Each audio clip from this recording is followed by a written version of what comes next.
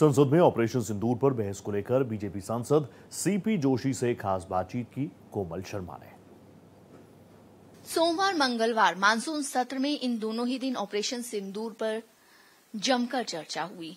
विपक्ष ने जहां सरकार पर लगातार अपने सवाल दागे, आरोप लगाया, वहीं सत्ता पक्ष ने भी न सिर्फ विपक्ष के सवालों का जवाब दिया बल्कि विपक्ष पर जमकर भी बरसे। खास बात यह रही कि मंगलवार को प्रधानमंत्री के संबोधन के दौरान प्रधानमंत्री ने जो है हर सवाल का जवाब एक बार फिर से दिया और वहीं विपक्ष पर भी सवाल उठा दिया। बात करने के लिए हमारे साथ बीजेपी सांसद सीपी जोशी जी हैं। सबसे पहले तो यही सवाल है सर कि जिस तरीके से प्रधानमंत्री नरेंद्र मोदी ने अपने संबोधन में एक बार फिर से दोहराया, विपक्ष जो आरोप बार बार लगा रहा था सीज फायर को लेकर के कि किसी नेता की मध्यस्थता, दुनिया के किसी भी और नेता की मध्यस्थता नहीं रही, बावजूद उसके राहुल गांधी ये कह रहे हैं कि उन्होंने इस बात का जवाब नहीं दिया कि ट्रंप ने 29 बार ये क्यों बोला।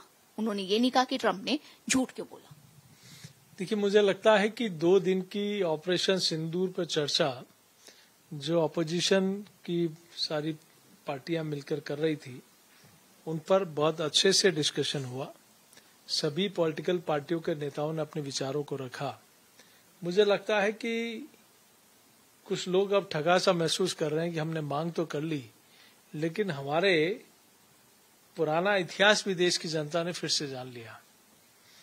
जो सवाल कांग्रेस ने दागे थे, उन सब का जवाब माननीय प्रधानमंत्री जी ने, माननीय गृह मंत्री जी ने और माननीय रक्षा मंत्री जी ने अपने उद्बोधन में दिया।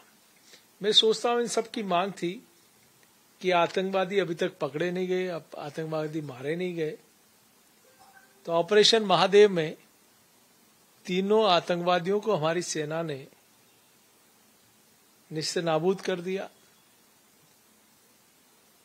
ये पहला अवसर है कि 2014 के बाद 2004 से 14 के बीच में भी देश की जनता ने देखा है कि चाहे अहमदाबाद हो, चाहे जयपुर हो, चाहे बेंगलोर हो, चाहे दिल्ली हो, चाहे मुंबई हो, देश में लगभग 850-900 कैजुअलिटी से ज्यादा आतंकवादी घटनाओं के दौरान हुई। भारत एक्सप्रेस से बात करने के लिए शुक्रिया। भारत एक्सप्रेस के लिए कैमरामैन पवन शर्मा के साथ मैं कोमल शर्मा।